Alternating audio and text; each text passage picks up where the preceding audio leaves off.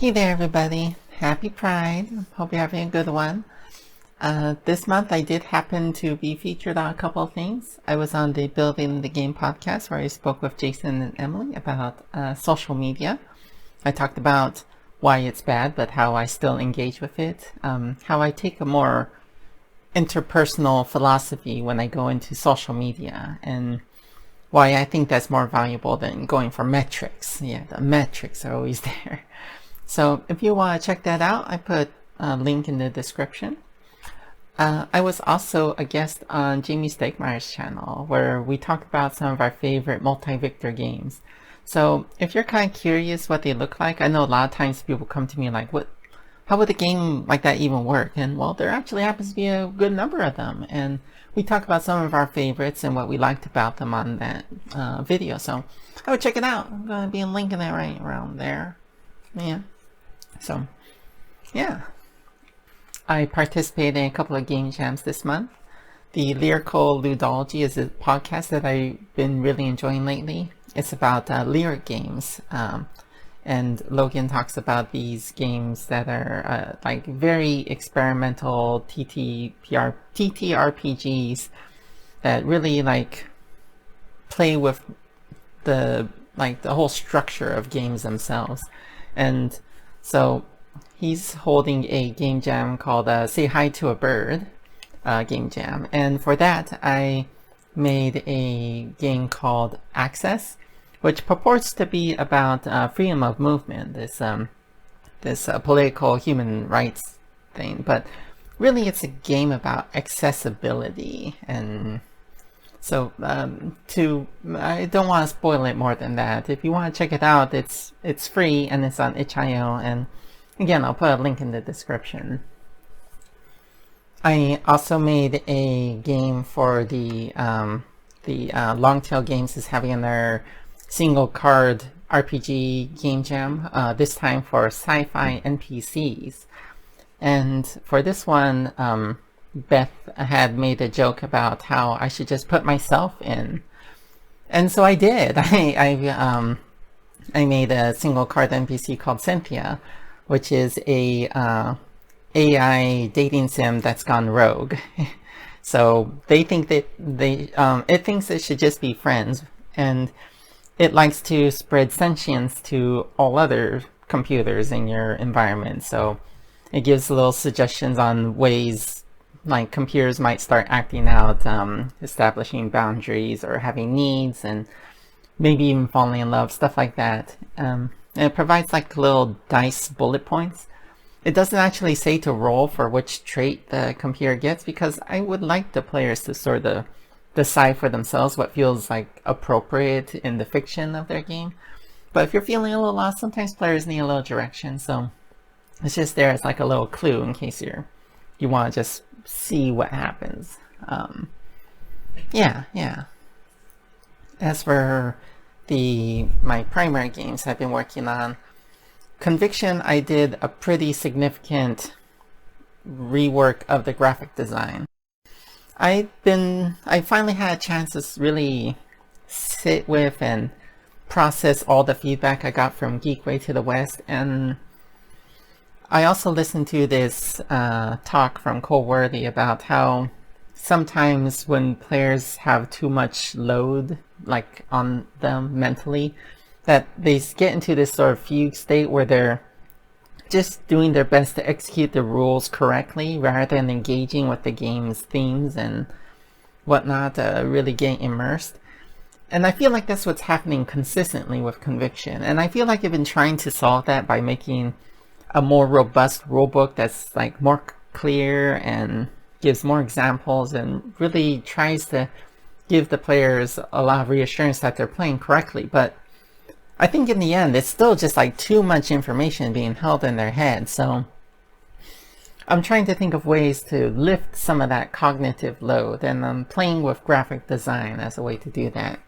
For one thing, people get really hung up on the way the scoring, the end game works. So I'm playing with the idea of giving them like a track. And apparently, if you work with, I work within the Game Crafter as a medium for the most part. And apparently it's very it's not very expensive to add like a couple of stock components. So I found out that I could add a couple wooden discs. They're not the best in terms of like colorblind accessibility, but it should be easy enough to like draw a little butterfly and castle on them if it comes to that. And also, this is really more of a visual aid than anything else, than a necessary element of the game. But the idea is that there'll be this track to help you visualize how the cards like shift your relationship. So you start at the top, and like cards of your own suit don't really move you anywhere because you can't go further up, but they do move you back when your other cards move, when your partner's cards move you down. And if you land on the same place, then you cooperate, and otherwise it's whoever's higher. And I feel like people intuitively understand that a bit better, so I'm going to see how people grok that. And then, so mechanically this doesn't really change how the end game like condition is resolved. It just adds this visual aid, and all the cards tell you how it shifts your disc, how your partner's cards shift you down and your cards shift you up. So, and it also gives me another way of depicting the optional movement for cards like Embrace and Listen. So yeah. I also decided to sort of move things around so that I could add like the borders that I made for the playmat, but also so I could create a little section at the bottom for your partner and how they use the card.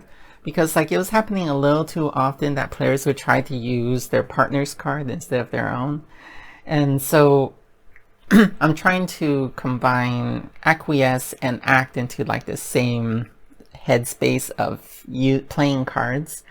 And so the section at the top of the card, the majority of the card, is how you would use the card if it's your own suit. But then there's the section at the bottom that's in your partner's color. So if you have your partner's card, that section's for you, and all it is a little reference to say you could play 2 cards to acquiesce.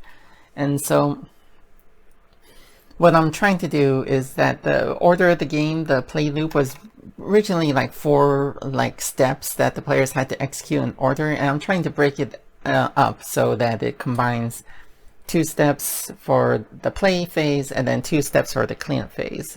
Express is being combined into cleanup so that the played cards go back into your deck and unplayed cards go to either deck, and then you shuffle. I'm hoping that this is sort of like a mnemonic to help the players grasp things better by like coalescing them. And we'll have to see how successful that is, because I've not had a lot of time to test this. So, yeah. As for Bread, I finally finished out the rulebook at the request of some of ardent fans. I've ordered some copies and that I'll be distributing for playtesting and play purposes. And when I was working on the rulebook, I found that I had a couple extra pages that I had to fill. And so I took it as an opportunity to add some advanced rules to encapsulate some of the like nuance that I wish I could put into the game, but added too much complexity to make it worthwhile for like edge cases that would rarely come up. Things like, what would you do if you did not want to displace our people, but you lost all your infrastructure? And what would happen when you displace like an entire population, combining them into like one combined mega tableau? But also I had like 5 spare cards to play with, and for a while I was experimenting with the idea of like maybe making extra events for it. But instead of adding that sort of complexity, I wanted to add this like really silly social thing where instead of your usual action of like building or gathering, you could take this alternate action of creating capital, where you consume an extra card and then you add a coin to your tableau from like a shared supply of using those 5 cards that I had. And the coins don't do anything. They do absolutely nothing. But you could give them away for free at any time. And so I've been describing it as sort of like a taunt action. And so far I like it. So Yeah, yeah. I also had a little bit of time to sort of mull over Unraveled. I'm realizing that I kind of want to go back to a previous iteration I had where the conspirator put cards into the sleuth's hands to sort of mess with them, but the problem with that version was that it really changed the whole feel of the game from like this collaborative puzzle solving like conspiracy board game to one of like social that was really focused on the social deduction element and what were other people's allegiances, so much so that they would lose the other game, the primary game. And so I kind of want to find like a middle ground between that and the core game. The problem is that I don't have a lot of flexibility. I'm already using like all the full capacity of my players like cognitive abilities, so like they don't have any extra RAM for a new mechanic, so I need to weave anything else that I incorporate in with everything else. So I feel like the sleuths taking cards is already not too much of a load, and so that's kind of the place that I'm trying to play with. The problems that I'm trying to tackle is that I want the conspirator to have some way to take advantage of knowing a sleuth's like loyalties. I want the sleuths to have some way of messing with a saboteur that they know about or suspect, and I need to figure out like a cleaner way of resolving like the climax of the game, the deducing the key evidence. And so one thing that I decided is that I don't want the conspirator to have any extra actions. I want them to just be delivering evidence, but I want them to be able to influence things indirectly by putting pressure on the sleuths with the evidence, with the specific type of evidence they deliver to them. So I'm thinking things like going back to the idea that evidence that you're loyal to in your hand is a liability, but otherwise it's more beneficial to you. It's like easier to investigate if you're not loyal to it. But haven't completely figured out how I want to do it. I'm thinking that if you have too much evidence you're loyal to, you're forced to change your loyalty. And yeah, I'm still hashing it out. This is like third on my priority, so I'm not getting a lot of like headspace with it, you know what I mean? So yeah. Next month's going to be pretty busy. I got a family reunion I'm going to. Don't have any other major plans for next month, so yeah. I do know that it's Disability Pride Month, and I'm pretty excited about that, so yeah. Catch you later. Bye.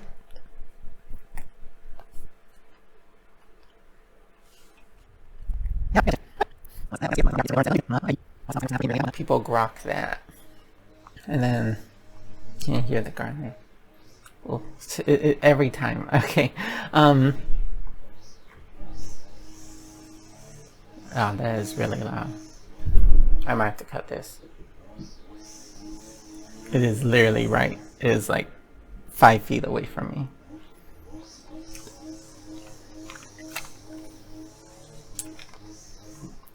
More of my train of thought got derailed.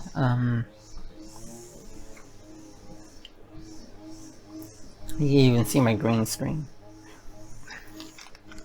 Oh no, he's not 5 feet. He's like, wow, it's not even. Okay, alright. Jesus. I'm really frustrated.